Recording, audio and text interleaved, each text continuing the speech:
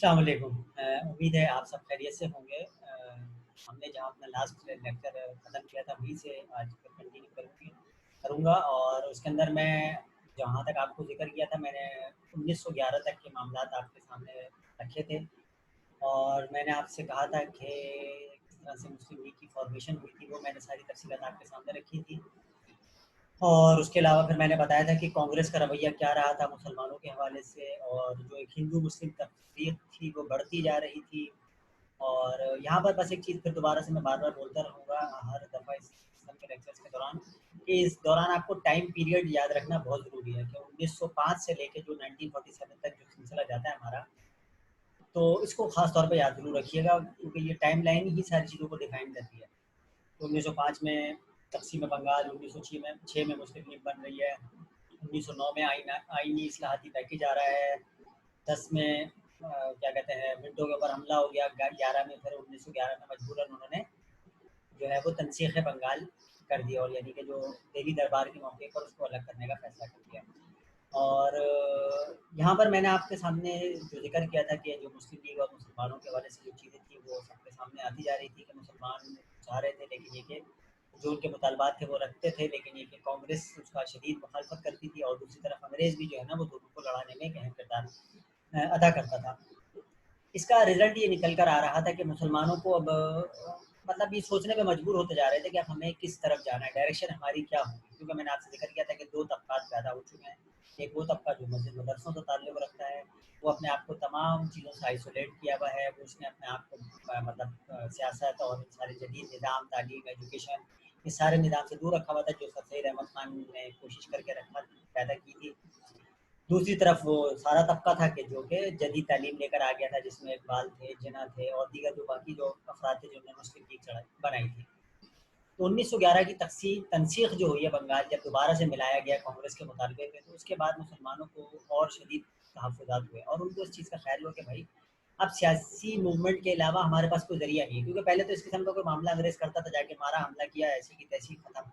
जो करना होगा कर लिए। लेकिन अब ये मामलात ख़त्म होते जा रहे थे। अब आपको सियासत, बातचीत के ज़रिए मामलात रिज़ॉल्व करने थे। दूसरी तरफ ये इश्यू आपके सामने आया है, उन्होंने जो है वो सियासत करी और एक अच्छी पॉलिटिक्स करते हुए दोबारा अपने मामलात को सेटल कर लिया कांग्रेस ने अंग्रेज़ के साथ। मुसलमानों को और तहफ़्फ़ुज़ात हुए। अच्छा यहाँ पर एक चीज़ और थोड़ी-सी टेक्निकल समझिए जिसका शायद मैंने लास्ट उसमें ज़िक्र किया था, लेकिन यहाँ पे थोड़ा-सा और वाज़ेह कर दूँ मैं आपके सामने। जब ये मुस्लिम लीग बन रही है तो उस टाइम पर बहुत सारे मुसलमानों को भी मुस्लिम लीग के हवाले से तहफ़्फ़ुज़ात थे। उनमें से एक तो मस्जिद मदरसे वाला तबका था। वो ज़ाहिर-सी बात है मेजॉरिटी तो वही था, जो पढ़े-लिखे लोग थे वो तो बहुत ही कम थे उस दौर के दौरान जो बाहर से पढ़ के आ रहे थे या स्कूल, कॉलेज, यूनिवर्सिटी की तालीम ले रहे थे। तो उनमें एक बहुत मज़बूत और तवाना आवाज़ जो थी जो कि मुसलमानों के खिलाफ थी और थी वो मुसलमान ही। कांग्रेस का हिस्सा थी, कांग्रेस के एक बड़े रहनुमा के साथ उनका काम था उस टाइम पे आगाज़ में उन्होंने बैरिस्ट्री का आगाज़ किया था।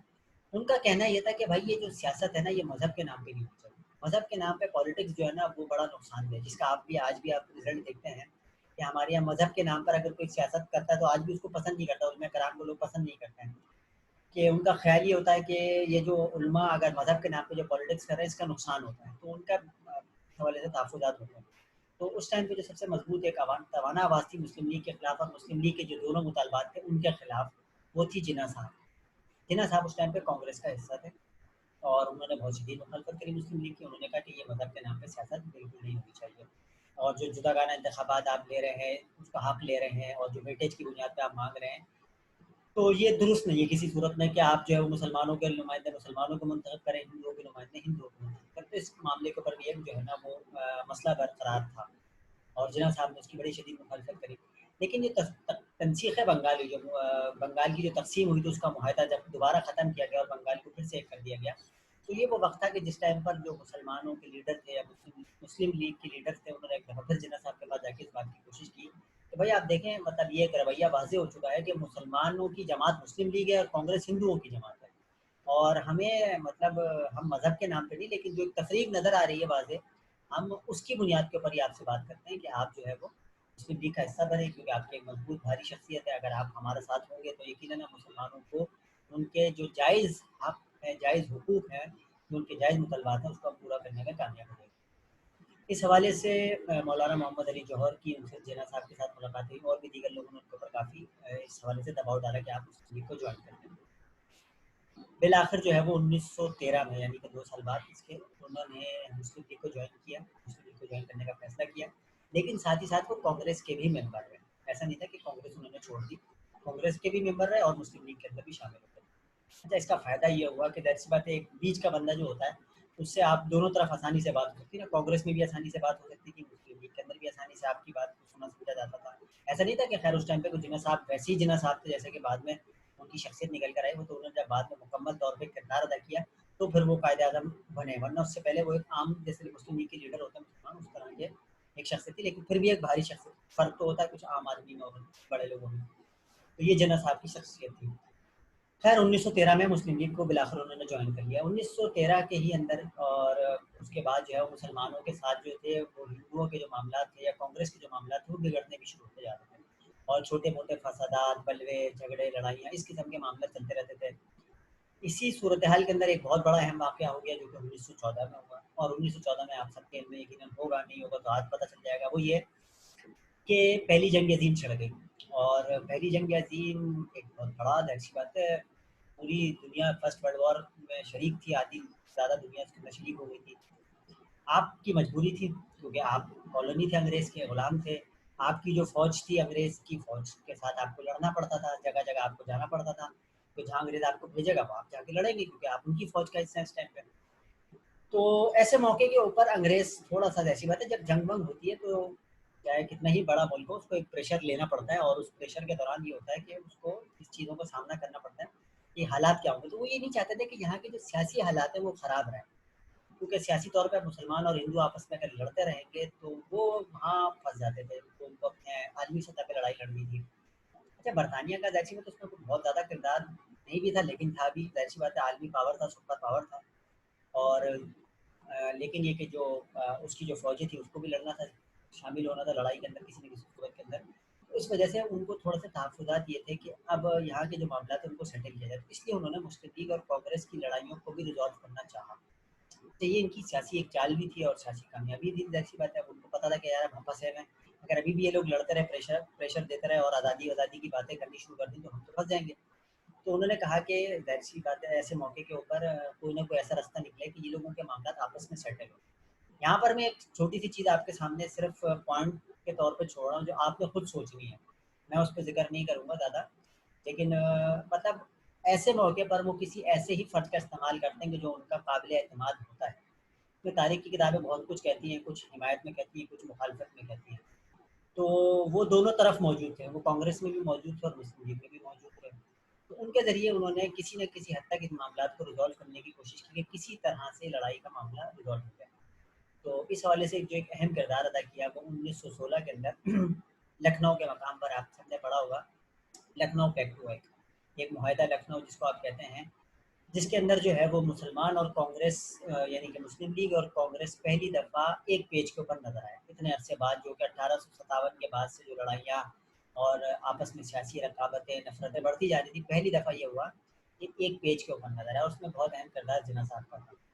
जिन्ना साहब ज़ाहिर-सी बात है दोनों तरफ के लीडर थे और उन्होंने कोशिश करी कि जो है वो जब इजलास हो दोनों का, सालाना जो इजलास होता है तो वो एक ही जगह मकाम पर हो जाए, तो वो लखनऊ के अंदर हुआ। और उसको जो है वो लखनऊ के मकाम के ऊपर जिन्ना साहब की कोशिशों से कुछ मुतालबात ऐसे थे, जिनमें से एक बड़ा मुतालबा तो मुसलमानों का आप सबके सामने मैंने ज़िक्र किया था कि 1909 में मान लिया गया था। वो क्या था? जुदागाना इंतखाबात, सेपरेट इलेक्शन का जो मुतालबा था कि हमें जो है हमारे मुसलमान को वोट देने की इजाज़त दी जाए और हिंदू जो है वो कांग्रेस जो है वो अपने हिंदू नुमाइंदों को खड़ा करे। दूसरा मुतालबा मुसलमानों का रिजेक्ट हो गया था, वो था वेटेज की बुनियाद पे मुतनासिब नुमाइंदगी की। हमें हमारी खिदमात के इवज़ ज़्यादा नौकरियाँ या ज़्यादा सिलाए, जो भी सारी चीज़ें आप उसको कह लें कि वो अता दी जाएँ। जिसको आप आसान अल्फाज में अब कोटा सिस्टम कहते हैं। आसान अल्फाज में आप समझ सकते हैं कि हमें हम नहीं है भाई, हमारे पास एजुकेशन नहीं है तो आप हमें कोटे की बुनियाद पे दे दें। तो ये वो वजूहत थी जिसको जिन्ना साहब ने पहली दफ़ा 1916 में कांग्रेस से मनवा लिया। ये एक बहुत बड़ा अहम काम था जिसके लगता था कि अब जो है वो मामलात सेटल हो जाएँगे कांग्रेस और मुसलमानों के, और अब जो है वो वाज़ेह तौर पे जो आपकी लड़ाई होगी, फ़ोकस लड़ाई होगी, वो किसके खिलाफ होगी? अंग्रेज़ के खिलाफ होगी। लेकिन तारीख़ ने बाद में साबित किया कि ये मामलात नहीं सेटल हो सके, जो मुआहदा हुआ उसको उस तरह से ना तो इम्प्लीमेंट किया गया, ना उसके ऊपर बात हो सकी आगे, और वो आहिस्ता-आहिस्ता जो है वो फिर बेमायने हो गया।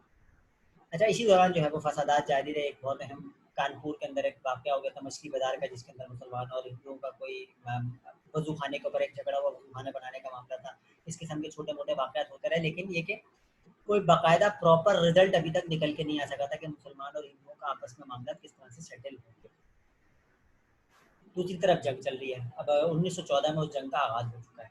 अच्छा, यहाँ पर कुछ चीज़ें और भी थोड़ी-सी समझने की हैं, जिसको जो आगे भी आपके काम आएँगी। 1914 के बाद 1916 का मैंने आपसे ज़िक्र किया। 1916 के बाद जो है वो ज़ाहिर-सी बात है, मुसलमानों के साथ भी अंग्रेज़ों के मसाइल बहुत ज़्यादा बढ़ गए। वो इस तरह से बढ़े कि जिस लड़ाई का अंदर आप पहली जंग अज़ीम के अंदर शरीक थे, उसके अंदर तुर्की भी एक सुपर पावर के तौर पे मौजूद था। ज़ाहिर-सी बात है, हमारी खिलाफत थी, खिलाफत उस्मानिया, जिसको आप सब जानते हैं। अर्तगरल ड्रामा अगर आप लोगों ने देख लिया होगा इन दिनों में, तो आप सबको पता चल गया होगा कि जो उस्मानिया सल्तनत की जो पूरी बुनियाद थी, वो अर्तगरल के बेटे उस्मान ने रखी थी। तो ये जो पूरा एक सिलसिला था उस्मानी सल्तनत की बुनियाद का, अब उसका भी इख्तिताम हो रहा था। जैसे तकरीबन 500 साल की इनकी हुक्मरानी थी, वो जा रही थी। हमारे खलीफा जो आखिरी खलीफा था, उसके पास इतनी ताकत क़ुव्वत नहीं थी। आपके चंद महादों के ऊपर तो अंग्रेज़ों को और दीगर फ़ौजों को टफ़ टाइम दे रही थी, जिसके अंदर ये मुस्तफ़ा कमाल अतातुर्क पाशा, जिसका बड़ा मशहूर नाम है, जिसने बाद में मुकम्मल तौर पर खिलाफत का ही खात्मा कर दिया तुर्की से। तो ये वो साहब थे कि जो क्या कहते हैं, खिलाफत का जिन्होंने खात्मा कर दिया था। तो खिलाफत का भी एक बहुत बड़ा इशू था, जो उसको अंग्रेज़ों ने छेड़ना शुरू कर दिया। और मुसलमानों के जो इलाके थे, जिसके अंदर 2 मेन लड़ाइयाँ थी, जिसके अंदर एक बल्कान की और एक तराबलस की लड़ाई हुई थी, जिसके अंदर मुसलमानों को शिकस्त हुई थी। और उसके अंदर शिकस्त देने वाली जो फ़ौजें थी, वो अंग्रेज़ की फ़ौजें थी। अच्छा, यहाँ पर अब एक मज़े की चीज़ आपको समझने की है, और वो भी आपके लिए सोचने का एक एंगल है, वो ये है कि एक तरफ तो मुसलमान यहाँ पर मूवमेंट शुरू करते हैं थोड़े अरसे बाद, कभी मैं आगे ज़िक्र करूँगा, जिसको आप खिलाफत तहरीक या खिलाफत मूवमेंट के नाम से जानते हैं, जो कि 1919 में जाके शुरू होती है, जब वहाँ पर खिलाफत का खात्मे का आगाज़ हो गया और मुसलमानों से उनके इलाके और खलीफा को माज़ूल कर दिया गया था। इस किस्म के मामला शुरू हो गए थे। एक तरफ तो खिलाफत तहरीक चल रही थी, और यहाँ पर ही बरे-सग़ीर में जो है वो सबसे ज़्यादा उसका ज़ाहिर-सी बात है वो था। और यहाँ के जिस तरह से लोगों ने तुर्कियों के साथ या तुर्कों के साथ या उस्मानी सल्तनत के साथ मोहब्बत का इज़हार किया, उसका आज तक जो है ना वो लोग इज़हार उसको एक्सेप्ट करते हैं। और उसी एक्सेप्टेंस के नतीजे में आप में से अगर किसी का तुर्की जाना हुआ या तुर्कों से वास्ता हुआ हो या कभी ताल्लुक़ हुआ हो, तो पाकिस्तान का आप नाम बताएँ तो वो ऑटोमेटिकली आपकी इज़्ज़त करते हैं। अगर आपको कभी हज या उम्रे पे या कहीं पे भी जाने का ऐसा मौका मिला और तुर्क मिले हो ख़ास तौर पे, तो वो बहुत मतलब रिस्पेक्ट करते हैं पाकिस्तान की, और उनको ये पता है कि इन्होंने हमारे खिलाफत को बचाने के लिए कुछ नहीं तो कम से कम शदीद तौर पे अंग्रेज़ को प्रेशर के अंदर रखा था बरे-सग़ीर में। तो ये वजह है कि हमारा तुर्कों के साथ एक बड़ा गहरा कनेक्शन है, और आज भी जो आप तुर्कों के साथ या जो हमारा उनके साथ ताल्लुक़ है, उसकी एक बहुत बड़ी वजह वही कनेक्शन की कि हमने खिलाफत को बचाने की एक बहुत बड़ी कोशिश की। दूसरी तरफ आ जाएँ, दूसरी तरफ क्या मसला है? दूसरी तरफ मसला ये भाई, जो अंग्रेज़ की फ़ौज लड़ रही है वहाँ जाके, जो कि उनके नाम पे शहादत के रुतबे पा रही है और मेडल लगा-लगा कर आ रही है वहाँ से, वो भी आपकी फ़ौज है।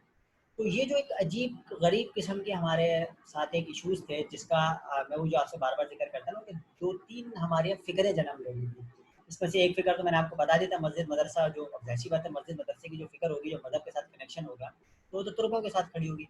लेकिन वही जिसने जदीद तालीम हासिल की हुई थी, जो कि सियासत में मज़हब के खिलाफ था, उसका ख़्याल ये था कि भाई हमें फ़ौजें अंग्रेज़ के साथ रवाना करनी चाहिए।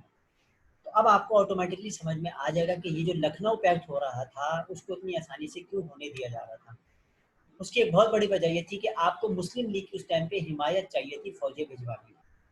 और आपको शायद ये जानकर हैरत होगी कि अभी जब 1919 में इस लड़ाई का 18-19 में जाके इसका तकरीबन पहली जंग-ए-अज़ीम का खात्मा हो गया था, 1914 में जो शुरू हुई थी। तो अभी 2019 में इसका पूरे 100 साल मुकम्मल हो गए थे, ज़ाहिर-सी बात है 18-19 में जाके इसके पूरे 100 साल मुकम्मल हुए। तो जब इसके पूरे 100 साल मुकम्मल हुए 1918 में से लेके 2018 तक जाते-जाते, तो इसकी 100 साला तक़रीबात मनाई गई थी। उस टाइम पे बहुत सारी बीबीसी ने और बहुत सारे लोगों ने उस पर जो है वो आर्टिकल्स वगैरह लिखे, उसके अंदर ये जाके पता चला कि अभी भी उन तमाम फ़ौजियों की यादगारें मौजूद हैं कि जिनका ताल्लुक हमारे मुख्तलिफ़ इलाकों से था, जिसमें हमारे पंजाब के इलाके थे, इंडिया के पंजाब के इलाके थे, और बहुत सारे इलाके थे कि जिन फ़ौजियों ने अंग्रेज़ के लिए लड़ते हुए जाम शहादत नोश किया था। जाम शहादत जो है ना, ये इन्वर्टेड कॉमास में, क्योंकि ज़ाहिर-सी बात है वो उनके लिए लड़ते हुए मर रहे थे। लेकिन उसके बावजूद भी हुकूमत पाकिस्तान और हुकूमत इंडिया, दोनों दोनों हुकूमतें, उनका जो वज़ीफ़ा या उनका जो जंग में जो शरीक होने का मुआवज़ा था, वो बाद में भी वसूल करती रही काफ़ी अरसे तक। और उनके जो नाम थे यादगार के तौर पे वहाँ पर उनके नाम लिख के लगाए गए थे, जिस तरह से वो जो यादगारी शील्ड वगैरह बनती है, जो बोर्ड वगैरह बनाए जाते हैं, उसके ऊपर लगाए गए थे, जिन्होंने हमारी तरफ से अंग्रेज़ की सरकार के लिए लड़ते हुए मदद की थी। तो ये अजीब व गरीब हमारे यहाँ रवैये थे दो तरह के, कि एक खिलाफत के लिए लड़ रहा और दूसरा खिलाफत के खिलाफ ही जो है ना वो लड़ रहा। तो यहाँ पर एक अजीब मतलब सवाल है जो कि आप लोगों के भी सोचने के लिए, कि ऐसा कैसे है कि मतलब आप ही के मुसलमान हैं, आप ही की फौज है और वो जाके दूसरों के लिए लड़ भी रही है, वो उनके नाम पे कैसे शहीद हो रही है। और सेकंड ये कि मतलब उनके पास क्या कॉन्सेप्ट है कि मतलब वो सिर्फ फौजी है, मतलब आप पैसे देंगे तो आपके लिए लड़ लेंगे, कोई और पैसे देगा तो किसी और के लिए भी लड़ लेते हैं वो, मतलब ये क्या है रवैया। तो ये जो मैं आपके साथ जो कनेक्शन पीछे जोड़ता हुआ लाता हूँ मुख्तलिफ चीज़ों के साथ, मैंने आपको बताया था कि फ़ौज का जो सिलसिला था वो यही वजह थी कि जो आज तक हम पाकिस्तान के अंदर या इंडिया के अंदर भुगतते हुए आ रहे हैं, उसके पीछे वही वजूहत हैं कि वो फ़ौजी बराए फ़ौजी होता है, वो नौकरी कर रहा है, मतलब वो नौकर पेश आदमी है, उसको इसके साथ कोई लेना देना नहीं है कि मैं किसके साथ कनेक्शन है मेरा और किसके साथ कनेक्शन नहीं है। तो ये वो वजूहत थी कि जिसके नतीजे में आपके यहाँ जो है वो खिलाफत तहरीक से पहले ही जो है वो उसके हवाले से मुस्लिम लीग ने अपना जो है ना वो पलड़ा जो था वो फौजें भेजने के हवाले से डाला हुआ था। तो ये एक इशू था बहुत बड़ा जो कि बरसगीर के अंदर उस टाइम पे दरपेश था। अच्छा, अब यहाँ पर ये हुआ कि 1918-19 में मैंने जब जिक्र किया कि जंग का अख्ताम हो रहा है और वहाँ पर खिलाफत का खात्मा हो रहा, तो यहाँ मुसलमानों ने बाकायदा खिलाफत तहरीक शुरू की थी, उसका नाम था खिलाफत, जो आप सुना भी होगा कि दो भाई जो मोहम्मद अली और मौलाना शौकत अली और मौलाना मोहम्मद अली जौहर, इनके जो इन्होंने जो तहरीक शुरू की थी जिसको खिलाफत तहरीक, और वो बड़ा एक मशहूर शेर है वो जो उनकी अम्मा क्या कहती थी, अम्मा शौकत अली की, कि बेटा जान खिलाफत पे देना। तो वो एक पूरा कॉन्सेप्ट था हमारे यहाँ कि लोगों ने बहुत शदीद अंग्रेज़ के खिलाफ एहतजाज किया और अंग्रेज़ के खिलाफ यहाँ पर हमले, अंग्रेज़ के खिलाफ कार्रवाइयाँ शुरू हो गई। मुसलमानों ने कहा भाई ये तो हमारी खिलाफत का खात्मा कर रहे हैं, मुसलमान खिलाफत ख़त्म तो मुसलमान ख़त्म। इसलिए मुसलमानों ने यहाँ पर मार धाड़ और हंगामे शुरू कर दिए। अच्छा, इसी मौके के ऊपर जो है वो गांधी साहब ने एक समझदारी का मुजाहरा किया और चालाक आदमी थे वो भी एक। तो उन्होंने भी फौरी तौर पे पॉलिटिक्स करी और उन्होंने कहा कि भाई हम भी जो है वो मुसलमानों की खिलाफत तहरीक का साथ देंगे अंग्रेज़ के खिलाफ, और वो खिलाफत तहरीक में शामिल हो गए। और जितने बड़े-बड़े मुजाहरे होते हैं उसके अंदर हिंदू भी बड़ी तादाद में शरीक होते हैं। ज़ाहिर-सी बात है, अब आपकी एक बड़ी सियासी जमात आपके साथ शामिल हो जाए मुसलमानों के कॉज़ के लिए, तो उसमें लाखों लोग और इज़ाफ़ा हो गया। लेकिन गांधी साहब ने उसके साथ एक ये शर्त रखी कि भाई हम तो चाहते हैं कि नॉन वायलेंट हो, उसके अंदर वायलेंस नहीं होना चाहिए, बस आप एहतजाज करें जिस तरह से आप देखते हैं कि बैनर बैनर लेके नारे लगा कर आ जाएं, we want justice, we want justice. तो आप ये जस्टिस वस्टिस करके आ जाए, लेकिन हमला वमला नहीं होगा। खैर, लेकिन ये कि क्या कहते हैं, उस हवाले से दोनों दो राय पाई जाती हैं। उनका कहना ये था कि गांधी साहब की शुरू दिन से ये पॉलिसी थी कि वो क्या कहते हैं मार धाड़ के खिलाफ थे, और वो जो है वो कभी भी नहीं चाहते थे कि पॉलिटिक्स जो है वो वायलेंट हो या जिसके अंदर मार धाड़ होनी चाहिए। जबकि दूसरे लोग की तरफ दूसरे मुसलमानों का ख्याल ये था कि ये एक साजिश के तहत अंग्रेज़ की मर्जी से शामिल हुए थे, ताकि जो है वो जब ठीक पीक मूवमेंट पे पहुंचे तो ये अब उसमें से विड्रॉ कर दिया। और वही हुआ कि एक मकाम के ऊपर जो है वो 1921 के अंदर जाते जाते ये सिलसिला हुआ कि मुजाहरे के दौरान एक जगह पे 20 और 21 के दौरान मुख्तलिफ जगहों पर हमले हो रहे थे। एक जगह पुलिस चौकी पर मुसलमानों और जो कांग्रेस का जो मुजाहरा हो रहा था उसके अंदर पुलिस के साथ मारधाड़ हुई, झड़प हुई और उसके अंदर अच्छे खासे पुलिस वाले जल के मर गए, पुलिस वालों को जला के मार दिया गया। और ज़ाहिर-सी बात है उस टाइम पे जो पुलिस होती थी वो तो मकामी ही होती थी, कुछ अंग्रेज़ भी मारे गए। उस पर जो है वो गांधी साहब ने फौरी तौर पे जो है वो उससे विथड्रॉ किया और उन्होंने कहा अब हम इसका साथ नहीं दे सकते, जिससे जो है वो बहुत ज़्यादा कॉज़ को नुकसान पहुँचा। ख़ैर, गांधी साहब का उसमें इतना अहम किरदार नहीं था। वो हमारे एक जो हिंदू मुस्लिम ज़बरदस्ती लड़ाई लड़ाने की कोशिश है वो ये थी। उसके अलावा जेन्युइन जो हकीकत बात है वो ये है कि 1922 तक पहुँचते-पहुँचते और फिर 24 में मुकम्मल तौर पे मुस्तफ़ा कमाल अतातुर्क ने कब्ज़ा कर लिया था और खलीफा को ही माज़ूल करके घर भेज दिया था। उन्होंने कहा सर आप घर जाइए, जिस तरह से हमारे यहाँ बादशाह बहादुर बहादुर शाह ज़फ़र साहब को यहाँ से उन्होंने बिठा के रवाना कर दिया था। उन्होंने कहा आप जाइए, आपका अब कोई काम नहीं है यहाँ पे। इस तरह से वहाँ से उन्होंने खलीफा भी रवाना कर दिया आपका, तो खिलाफत भी हमारी बिलाकर इख्तिताम पज़ीर हुई। तो ये एक पूरा सिलसिला था जो कि 1919 में शुरू हुआ था खिलाफत मूवमेंट। अच्छा, इससे पहले एक और बहुत बड़ा इशू हो गया था जो कि 1918 में हुआ और 1919 में एक और वाक़या हुआ, उसका भी मैं भी ज़िक्र करता हूँ। 1918 में अंग्रेज़ को जब ये खिलाफत मूवमेंट और जंग के मामलात का बिगड़ते हुए नज़र आ रहे थे, और ज़ाहिर-सी बात है फिर वो दोबारा पावर भी पकड़ा था क्योंकि जंग के अंदर जर्मनी को शिकस्त हो गई थी। और जो बरतानिया के साथ जो अलायंस थे उनको कामयाबी मिली थी और जो दीगर जो फ़ोर्सेस थी उनको नाकामी हो गई थी। तो बरतानिया ज़ाहिर-सी बात है अब दोबारा 1914 और 16 के मुकाबले में 18 तक पहुँचते-पहुँचते दोबारा ताकत हासिल कर चुका था और मुसलमान मूवमेंट खड़ी कर चुके थे यहाँ पे। तो उन्होंने एक कानून पास कर दिया, इसको आप रोल्ट एक्ट के नाम से जानते हैं, रोलेट एक्ट के नाम से। वो एक साहब थे सिडनी रोलेट के नाम से, उन साहब के नाम पे उस एक्ट को रखा गया। वो कानून एक ज़ालिमाना, जाबराना किस्म का कानून था, जिसका इज़हार आप आज तक देखते हैं। वो उसी की एक कंटिन्यूटी है, क्योंकि हम जैसी बात है गुलाम दर गुलाम हैं, तो हम अपने आका की मर्जी के और गुलामों उसके अंदर ये जो कवानीन नाफिज किए गए वो यूँ नाफिज किए गए। उससे पहले एक वाक़या और भी उनको हो चुके थे जिसका रिजल्ट ये हुआ कि उन्होंने इस किस्म के सख्त कवानीन नाफिज कर दिए। खैर वो आप वजह तो कोई भी बना सकते थे, लेकिन इशू ये हुआ कि हंगामे चल रहे थे कहीं छोटे मोटे, तो वहाँ पर कोई खातून थी, गोरी मेम साहबा जा रही थी, और गोरी मेम साहबा रास्ते में थी, उनका जो है वो कुछ मुसलमान और हिंदू नौजवानों ने जैसे खेलते में तफरी में लड़के होते ना उसको छेड़ते हैं कुछ इस किस्म की उन्होंने हरकत करने का, तो उन्होंने जाके उसको कोई डंडे पत्थर वत्थर मार दिए। अब ज़ाहिर-सी बात है, वहाँ जब मैंने आपको ज़िक्र किया था कि मंगल पांडे ने सिर्फ़ घोड़े को गोली मारी थी, उस पर घोड़े की जगह मंगल पांडे को लटका दिया था उन्होंने। तो इस तरह ज़ाहिर-सी बात है, अंग्रेज़ की औरत पे आपने डंडा पत्थर मार दिया तो अब तो आप तो गए सारे के सारे, आप तो मतलब काफ़िर हो गए सारे ही। तो उन्होंने बाकायदा मकामी अफराद के लिए इंतहाई सख्त कवानीन, जिनको रोलेट एक्ट के नाम से उन्होंने 1919 के अंदर 18 के अंदर नाफिज कर दिया था। वो ये थे कि उसके तहत ये था कि भाई आपको जलसे जुलूसों पे पाबंदी हो, 4 अफराद एक जगह जमा नहीं हो सकते। चलो ठीक है, 4 अफराद। उसके अलावा अगर आपने सरकार के खिलाफ कुछ बोला, अखबार निकाला या अखबार में कुछ लिखा या कोई बयान दिया, तो आपको सरकार उठा के बंद कर देगी, और बंद करना कितने अरसे के लिए ये भी नहीं बताया जाएगा। अच्छा, बंद करने के बाद आपको अपील का हक भी नहीं होगा, जैसे आप होता है ना कि भाई जाके जमानत करा लो, वो जमानत का हक भी नहीं होगा। उसके अलावा भी उसके अलावा आपने कुछ भी नहीं किया, उसके बावजूद भी सरकार को यह राइट होगा, गवर्नमेंट को, बरतानिया को, कि किसी भी फर्द को कितने भी अरसे के लिए गायब कर दें। इसकी रिवायत आज भी पाकिस्तान में आप सुनते रहते होंगे, मिसिंग पर्सन के नाम से सुनते होंगे ना, कि आप बंदा गायब है, 6 साल हो गए, 8 साल हो गए, 9 साल हो गए, कहाँ गायब है, बताया नहीं जा रहा भाई कहाँ गायब है वो। तो वह हमें पता है लेकिन हम बताएंगे नहीं, मतलब ये वाला जो कॉन्सेप्ट था ये उसी दौर में गुलाम देश, मैंने आपको बताया हम नस्ली गुलाम है, तो और गुलामों को ही फिर हमारे सरों पर मुसल्लत किया है, तो वो आपको यही हमारे आप भी आज तक वही करते हैं कि बंदा गायब कर दो। तो वो उस दौर से गायब होने की रिवायतें जो अंग्रेज ने डाली थी। अच्छा, इसका रिजल्ट ये हुआ कि मुसलमानों में शदीद तहफ़्फ़ुज़ात पैदा हो गए थे, और हिंदुओं के अंदर भी तमाम जो मकामी अफराद थे। अच्छा, फिर साथ ही साथ उन्होंने ये किया कि जिस जगह उन गोरी मेम साहिबा को डंडे पड़े थे या पत्थर-वत्थर मारे थे बच्चों ने, तो उन्होंने ये किया कि उस गली के अंदर पाबंदी लगा दी। उस गली के अंदर बाकायदा कर्फ्यू टाइप का नाफ़िज़ कर दिया गया, और वहाँ पर ये शर्त थी कि जो भी मुसलमान, हिंदू, जो भी मकामी फ़र्द होगा, जब वो यहाँ से गुज़रेगा इस गली से, अगर उसको गुज़रना है, उसका घर है, काम पे जा रहा है, जो भी है, तो वो क्रॉलिंग करता हुआ जाएगा, यानी घसीटता हुआ रोड पे जाएगा सज़ा के तौर पे, क्योंकि तुमने गोरी मेम को पत्थर मारा था। अब ये भी एक मुसलमान हो या जो भी हो, जिस भी कौम का आदमी होगा, उसकी बेइज़्ज़ती है, आप उसको खड़े-खड़े मतलब एक तरह से ज़लील कर रहे हैं कि तुम्हारी कोई औकात ही नहीं है तुम लोगों की, तुम लोग इसी काबिल हो। तो ये भी नफ़रतों की वजूहात बनती जा रही थी, और जगह-जगह मुसलमानों, हिंदुओं को जो-जो उनके खिलाफ लिख रहा था उस टाइम पे, सबको पकड़-पकड़ के बंद करना शुरू कर दिया। एक बहुत बड़ा वाक़या 1919 में और हो गया, जिसको आप जलियांवाला बाग के नाम से जानते हैं। आपने तारीख़ में कहीं न कहीं पढ़ा होगा जलियांवाला बाग, आप इसको जाके सर्च भी कीजिएगा, उसकी तस्वीरें वगैरह भी आपको मिलेंगी। हुआ ये कि उस दिन था बैसाखी का त्यौहार, 13 अप्रैल 1919।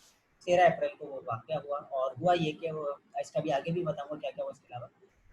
बैसाखी का त्यौहार था। बैसाखी एक सिखों का एक अहम त्यौहार है, उसमें हिंदू भी शरीक होते हैं, मुसलमान भी, जैसे मेले-वेले लगते हैं जिसके अंदर, जैसे हमारे ईद का त्यौहार होता है उसमें मतलब मेले अगर लगे हुए हैं या कोई झूले-वूले लगे हैं तो सब उसके अंदर शरीक होते हैं। इसी तरह मुसल उस तरह पे आजकल के जैसे हालात तो थे नहीं ना पाकिस्तान के जैसे, जो अभी इंडिया में तो खाली नॉर्मल सी चीज़ें कि सब वहाँ एक-दूसरे के साथ शरीक होते हैं, हमारे नहीं होता है, अब हमें नहीं पता चलता, या दुगनो सिंध में फिर भी लोगों को किसी हद तक पता होता है, जिन-जिन जगहों पर हिंदू या सिख मौजूद है वहाँ पता होता है। खैर, तो बैसाखी का त्यौहार था, जैसे हमारी ईद का त्यौहार होता है, उनका बैसाखी का त्यौहार है, समझ लें आप एक तरह का। तो वो बैसाखी का त्यौहार उन्होंने मनाना था। अंग्रेज़ सरकार ने उससे कुछ दिनों पहले साफ मना कर दिया कि इस दिन कर्फ्यू हो, और इस दिन बाहर निकलने पर पाबंदी हो। अच्छा, दूसरी तरफ कांग्रेस ने, मुसलमानों ने, तमाम लोगों ने कहा कि इस दिन जहाँ पर ये जलियांवाला बाग है, यहाँ पर हम जलसा भी करेंगे। अच्छा, उससे उस टाइम पे ये था इत्तला तरीका कि ज़ाहिर-सी बात है अखबार आते थे, अखबार के अंदर या फिर जो है वो ढंढोरची होते थे।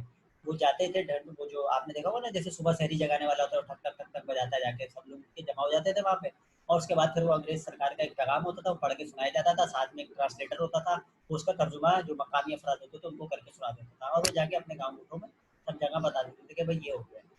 अब उसकी कहाँ तक लिमिट थी, ज़ाहिर-सी बात है हर किसी तक उसकी ना कोई पहुँच होती थी, ना वो हर पता चल पाता था।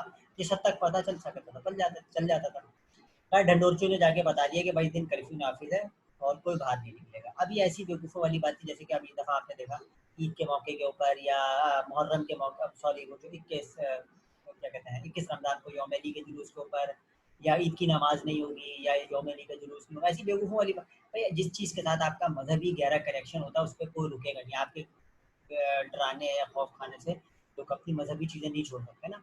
रियासत यही काम चाहती है कि आपको जो कह दिया वो करो। अब लोगों को इससे क्या पता कि कौन-सा कर्फ्यू, क्या नाम, कर्फ्यू-वर्फ्यू तो नाम भी उस टाइम पे लोगों को नहीं पता चले थे कि कर्फ्यू चीज़ क्या होती है। तो उनको बोला जा रहा है कि कर्फ्यू, उनको क्या समझ में आनी कि कर्फ्यू। खैर बैसाखी का त्योहार तो सब लोग सुबह से जमा हो गए। अच्छा, फिर उसके बाद शाम में वहाँ पर जलसा भी था। अब जब शाम में जब तादाद बढ़ती शुरू हुई तो अंग्रेज़ सरकार को परेशानी हुई। अंग्रेज़ सरकार ने अपने फ़ौजियों को और पुलिस को ऑर्डर किया कि भई इस जलसे को डिस्पर्स करना है, आपको ख़त्म करना है। एक जनरल थे जिनका नाम था, तारीख में बदकिरदार आदमी, एक बड़ा, जो हमारे लिए बड़ा एक बुरा किरदार है और जिसको अंग्रेज़ बहुत पूछते हैं, जिन्होंने ज़ाहिर-सी बात है उसने अंग्रेज़ के लिए काम किया है और हमारे लिए बड़ा ज़ुल्म ढाया है। जनरल डायर उसका नाम था, उसको जो है वो वहाँ पे भेज दिया गया और वो अपनी फ़ौजी पूरी और पुलिस की बटालियन लेके वहाँ पे पहुँच गया और वहाँ जाके उसने ऐलान किया कि भाई आप लोग बाग को फौरी तौर पे खाली करें। अब कुछ लोग बेचारे डर के भागे भी वहाँ से, लेकिन ये कि जो दुकान सारे अफ़राद थे वो जलसा चलता रहा, लोग बैठे रहे। लोगों के वहम-गुमान में भी नहीं था कि क्या होने जा रहा है, क्या हो सकता है। जनरल डायर ने सबको ऐलान किया थोड़ी देर का कि भाई आप लोग खाली कर दें। लोगों ने किसी चीज़ ने कोई नोटिस नहीं किया और उसके बाद उन्होंने वहाँ पर फ़ौजियों को खड़ा किया, अपनी पुलिस को खड़ा किया और जलसे के ऊपर स्ट्रेट फायर का ऑर्डर दिया, जिसके नतीजे में जो फैक्शन फिगर्स हैं, कहीं पर 300, कहीं पर 500, कहीं 800 और कहीं 1400 तक की तादाद बताई जाती है कि एक वक्त में चंद घंटे के दौरान, चंद घंटे में उन्होंने 1400 के करीब या 300 चले, कम से कम भी अगर 300 हम चले जाते हैं जो कि सरकारी आदाद शुमार थे, 300 अफराद को एक ही वक्त में भून डाला। और जैसे होते वहाँ से गांव गोद से लोग आए हुए थे खुशियां मनाने, बच्चे वगैरह सभी लोग उसके अंदर शरीक थे। किसी की लाश को उठा के ले गया, लोग बोलते कुआं पूरा भर गया था, जिन्होंने बेचारों ने छलांगे लगा लगा के कुएं में जाने दे दी। और वो सिर्फ लाशों से जो है वो पूरा का पूरा इलाका जो है वो पट गया वहाँ पे और लाशों के अलावा वहाँ पे कुछ भी नहीं बचा। और ये बड़ा एक जुल्म था, एक बड़ी ज्यादती थी जो कि अंग्रेज़ की सरकार की तरफ से यहाँ पर बरसगीर में की गई। इसके ऊपर जो है वो 1919 का, जब पिछले साल जब 2019 में उसके 100 साल हुए तो आपके फवाद चौधरी जो थे वो हमारे मिनिस्टर थे इत्तलात के, और इंडिया में भी जो मिनिस्टर थे, दोनों ने बरतानिया से एक दफ़ा फिर इस चीज़ की दरख्वास्त की कि आप लोग इस वाक़े पर माफ़ी मांगें, क्योंकि आपने नाजायज़, नाइंसाफ़ी, जुल्म ज़्यादती की थी। लेकिन बरतानिया आज भी अपने उस जनरल डायर के साथ खड़ा है और उसने उस वाक़े के ऊपर ना कभी माफ़ी मांगी है, ना उसने कभी इस चीज़ के ऊपर अपोलोजाइज़ किया कि हमसे गलती हुई थी, हमने को गलत काम किया है। उस चीज़ को बिल्कुल दुरुस्त समझते हैं कि हमने दुरुस्त किया था। जबकि जब वो यहाँ से जनरल डायर गया, उस पर मुकदमा चले और दीगर सारा मामला हुआ, उसके साथ जो दीगर फौजी थे उनको वहाँ पे जो यहाँ से सिख गए थे, उन्होंने जाके वहाँ कत्ल भी किया। लेकिन उसके बावजूद भी उसको बाकायदा बरतानिया पहुँचने पर उसको गार्ड ऑफ ऑनर पेश किया गया, जिस तरह से उसको जो उसकी तनख्वाहें रोक दी थी क्योंकि वहाँ पर उस पर मुकदमा चला तो उसकी तनख्वाहें, जैसे हमारे नहीं होता कि भाई इसकी तनख्वाह बंद कर दो, 6 महीने के लिए मुअत्तल कर दो पुलिस वाले को, इसने मर्डर कर दिया है, ये इसको इस तरीके का मामला होता आता कुछ भी नहीं है। सेम वही किरदार जो है वो उस दौर में भी अदा किया उन्होंने। और उसकी तनख्वाह जब रोकी गई तो पूरे बरतानिया ने उसके लिए चंदा जमा करके उसको पैसे फराहम किए। तो ये एक तरह से उनका एक ज़ालिमाना किरदार था। इसके रिज़ल्ट में ना लेकिन बहुत खतरनाक मामला वो ये हुआ कि पूरे बर्र-ए-सग़ीर में खौफ़ की फ़िज़ा फैली। मुसलमान हो, हिंदू हो, सिख हो, तमाम लोगों पे खौफ़ पैदा कर दिया गया। और इससे पहले कि जो, ऐसी बात है हमारे यहाँ लफ्ज़ किसी को पता ही नहीं कर्फ्यू क्या चीज़ होती है। अब आपके दिन में जैसे मिसाल के तौर पे आज से 5 महीने पहले आप में से और मुझसे, मुझ में से समेत किसी को भी नहीं पता था कि लॉकडाउन क्या होता है। लेकिन अब हम सब जानते हैं लॉकडाउन क्या होता है। तो यही तरीक़ाकार रियासतें इख्तियार करती हैं अपना निज़ाम ज़बरदस्ती थोपने के लिए कि भाई लॉकडाउन है, अब आप मजबूरी है भाई, अब आप बैठो, कारोबार बंद करके बैठे रहो। तो इसी तरह कर्फ्यू भी पहली दफ़ा आपके यहाँ नाफ़िज़ किया गया था, जिसका आपके वहम-ओ-गुमान में भी नहीं था कि कर्फ्यू का मतलब क्या होता है। लेकिन जब 90s में कराची में कर्फ्यू लगता तो सबको पता था कि कर्फ्यू क्या है, ठीक है ना? जब फ़ौज का ऑपरेशन चल रहा तो सबको पता था, कोई भी घर से बाहर नहीं निकलता था, क्योंकि उनके सामने वो पिछला 70 साल, 80 साल का वाक़यात मौजूद है कि कर्फ्यू के दौरान क्या होता है अगर कोई बाहर निकल जाए। तो इस किस्म की चीज़ें थी जो कि बरतानिया ने की तरफ से ज़ुल्म ज़्यादती की गई और उन्होंने जो है वो जो है इतने बड़ी तादाद में लोगों को मार दिया। खैर ऐसा नहीं था कि मूवमेंट टूट गई, खिलाफत मूवमेंट किसी न किसी सूरत में जारी, लेकिन उसका ज़ोर बहुत कम हो गया। 1920 तक मामला थोड़ा और मज़ीद गमगीन ये हुआ कि मुसलमानों और हिंदुओं की तरफ से आपस के मामला फिर मज़ीद ख़राब होंगे 20 और 21 के दौरान जाते-जाते। और इसी दौरान मैंने आपको बताया कि खिलाफत मूवमेंट भी एकदम से जो है ना वो इतनी ऊपर जा रही थी, टॉप पे वो एकदम धड़म से गिर गई। और उसकी वजह गांधी साहब को किसी हद तक शुमार किया जाता है, लेकिन गांधी साहब से ज़्यादा, जब मैंने आपसे ज़िक्र किया कि खिलाफत मूवमेंट वहीं ख़त्म हो गई थी जहाँ की खिलाफत थी, वहीं ख़त्म हो गई। तो ये भी उसका एक सिलसिला था कि जो कि रुक गया।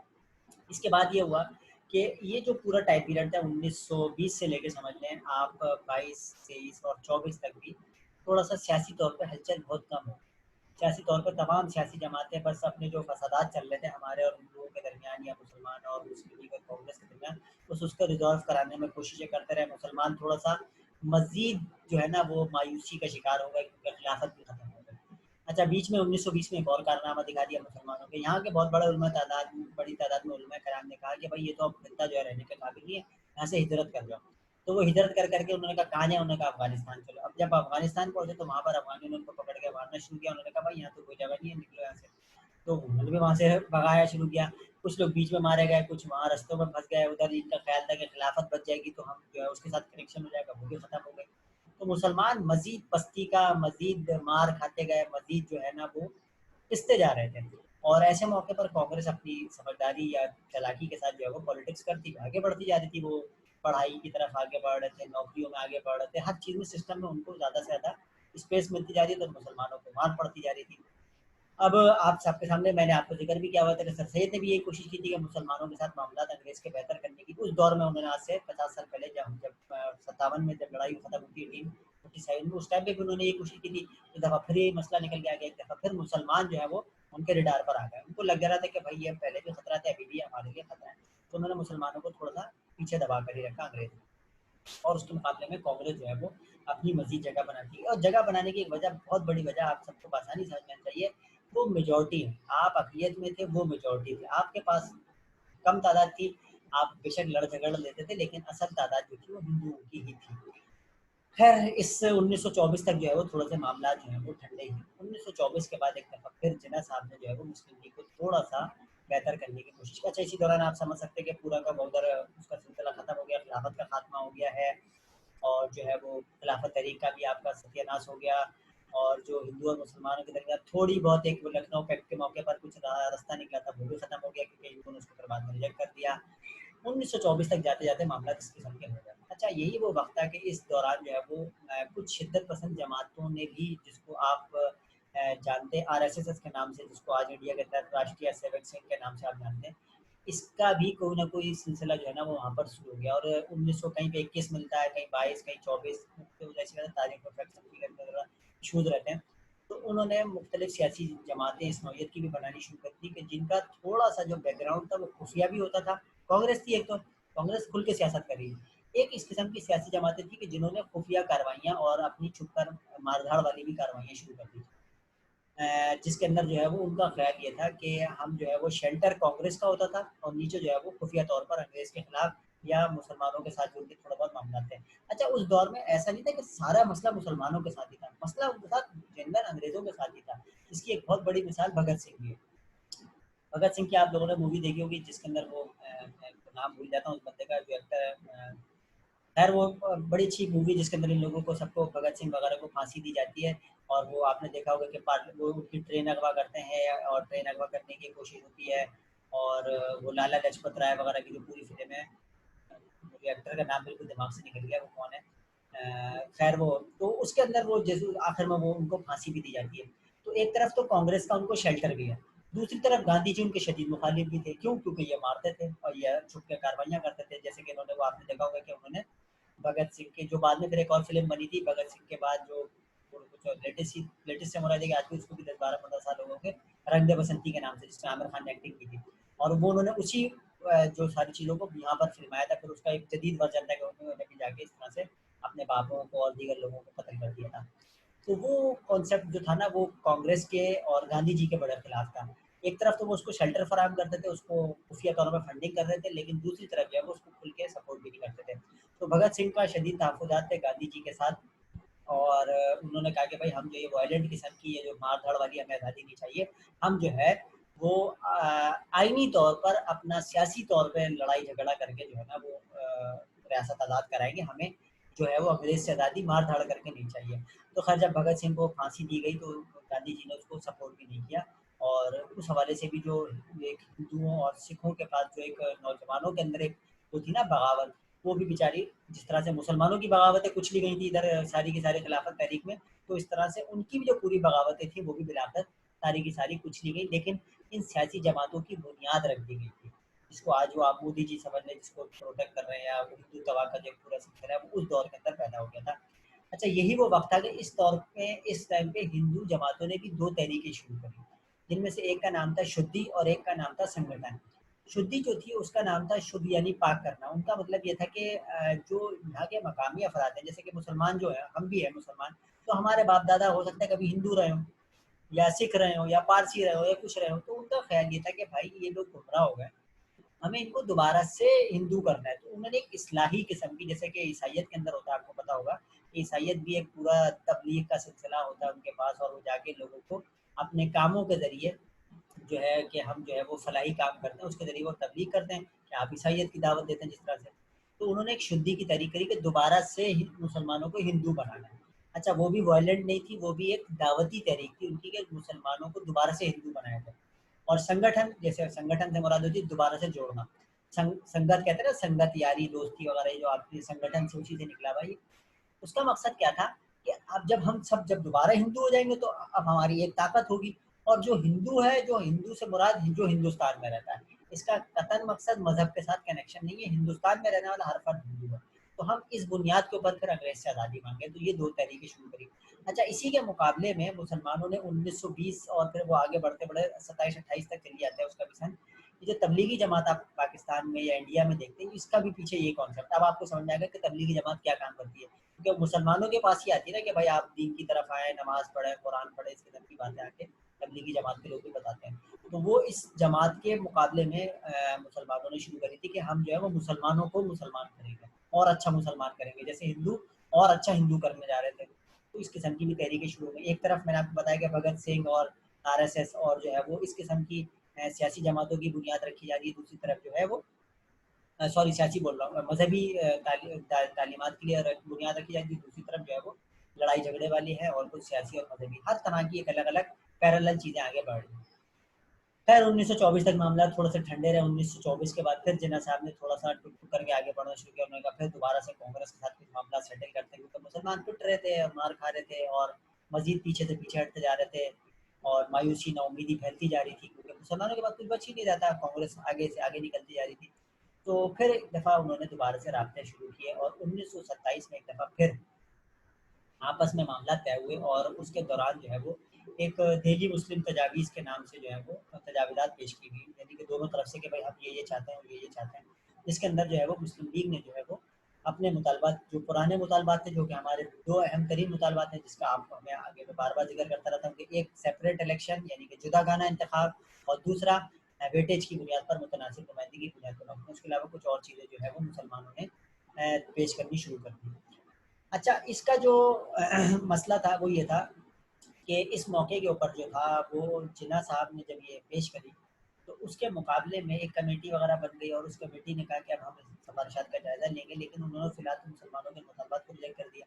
अच्छा, इसकी भी एक पीछे वजह ये थी, वजह क्या थी कि मैंने आपसे जिक्र किया था 1909 में एक आईनी इस्लाहती पैकेज आया था, जिस चीज़ का एक पीछे जिक्र करना रह गया वो मैं आपको यहाँ पे जिक्र कर देता हूँ ताकि थोड़ा सा वाज़ेह हो जाए। तो इसी तरह उन्होंने कहा था कि 10 साल बाद एक और पैकेज आएगा, जो कि 1919 में आया, और 1919 में आने के बाद कुछ और अहम तब्दीलियाँ उस पूरे आईनी इस्लाहती पैकेज के अंदर होनी थी, जिसके अंदर हमारा एक मुतालबा जो पहले ही मंजूर था वो तो था ही था। उसके अलावा यहाँ पर अब सियासत का उन्होंने थोड़ा-सा एंगल तब्दील कर दिया, और सियासत का एंगल इस तरह से तब्दील किया कि मैंने आपसे आगाज़ में एक आध लेक्चर में ज़िक्र किया था कि जिस तरह से यूनियंस की सतह होती थी, यूनियन की सतह पर पॉलिटिक्स होती थी कि भई ये यूनियन के नुमाइंदे हैं, ये इसके नुमाइंदे हैं, और उनके ज़रिए काम किया जाता था। फिर अब 1909 से लेके फिर 1919 तक उन्होंने जब आपको मज़ीद थोड़ा-सा सियासी तौर पे ग्रूम कर दिया, आपकी थोड़ी बहुत पॉलिश हो गई, भजाई हो गई, तो अब उन्होंने सियासत को जो है वो सूबाई सतह के ऊपर ले गया। और ये सूबाई सतह का क्या मामला था, ये मैं असल में थोड़ा-सा डिटेल मामला है, ये फिर मैं अगले लेक्चर के अंदर आपके सामने ज़िक्र करूँगा, लेकिन यहाँ तक की जो चीज़ें हैं वो बस आप थोड़ा-सा क्लियर रखिएगा। सूबाई सतह पर क्या हुआ था ये, और फिर इसके बाद जो आगे तेज़ी से कुछ चीज़ें डेवलप हुई थी, जिसके अंदर दिल्ली मुस्लिम तजावीज़ थी, उसके बाद फिर नेहरू पॉइंट जो नेहरू रिपोर्ट थी, फिर उसके बाद कायद-ए-आज़म ने जो अपने 14 नुकात जो आप बचपन से सुनते पढ़ते गए, कायद-ए-आज़म के 14 नुकात आएँगे, फिर उसके बाद की जो सारी खुतबा इलाहाबाद है 1930 का, ये वो सारी चीज़ें, इसका फिर मैं इंशाअल्लाह अगले लेक्चर में ज़िक्र करूँगा। यहाँ तक की जो चीज़ें हैं, जो कुछ पूछना हो आप पूछ सकते हैं, समझ में जो ना आइए वो ज़रूर पूछिएगा। ये तमाम नोट्स मैं आपके साथ शेयर कर चुका हूँ, जब आप कोशिश करें लेक्चर सुन लें तो उसके बाद उसको पढ़ लीजिएगा, ये आपके दिमाग में ऑटोमेटिकली पूरी कहानी बढ़ जाएगी, तो आपको टेस्ट या पेपर देते हुए कोई भी प्रॉब्लम नहीं होगी, क्योंकि इन्हीं तरह की चीज़ों से ही आपको जवाब देना है। इस लेक्चर का फ़ायदा ये होगा कि आप अपने तौर पे लिखने में आसानी से कामयाब हो जाएंगे। ठीक है? बहुत शुक्रिया, अस्सलाम वालेकुम।